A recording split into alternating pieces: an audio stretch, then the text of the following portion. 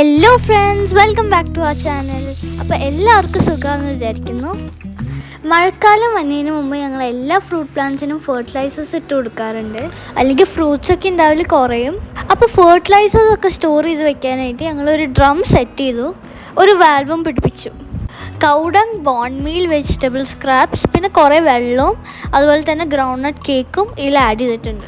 Banana peels ഒക്കെ ഉണ്ടെങ്കിൽ നല്ലതായിരിക്കും. ഇതൊരു 1 വീക്ക് കഴിയുമ്പോൾ നമുക്ക് ഉപയോഗിച്ച് തുടങ്ങാം. ഏറ്റവും പവർഫുൾ ആയിട്ടുള്ള ഓർഗാനിക് ലിക്വിഡ് മാന്യൂറാണിത്. ഇങ്ങനെ ചെയ്താൽ ഈ പ്ലാന്റ്സ് ഒക്കെ ഒത്തിരി ഫ്രൂട്ട്സ് നമുക്ക് തരും. ഇതൊക്കെ 1.5 വർഷമായ പ്ലാന്റ്സ് ആണ്, നല്ല ഗ്രോത്ത് ഉണ്ട്. ഡ്രമ്മിൽ ഈ മാന്യൂർ സ്റ്റോർ ചെയ്യുമ്പോൾ ഒട്ടും തന്നെ ഈ സ്മെല്ല് പുറത്തോട്ട് വരില്ല. പിന്നെ ലിക്വിഡായിട്ട് ഒഴിക്കുമ്പോൾ പ്ലാന്റ്സ് പെട്ടെന്ന് അബ്സോർബ് ചെയ്യും. ഡ്രമ്മിൽ വെള്ളം തീർന്നതിനനുസരിച്ച് നമ്മൾ ഫില്ല് ചെയ്ത് കൊടുക്കണം. മാങ്ങ കേടുകൂടാണ്ട് കഴിക്കാനായിട്ടൊരു ടിപ്പുണ്ട്.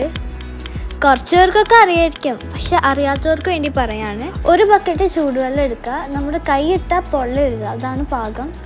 കുറച്ച് ഉപ്പിടുക, മാംഗോസ് അതിനകത്ത് 1 മിനിറ്റ് മുക്കി വയ്ക്കുക. എന്നിട്ട് നമ്മൾ പഴുക്കാൻ വെച്ചാൽ അതിലുള്ള എല്ലാ വേംസും ചത്തുപോയിട്ടുണ്ടാവും.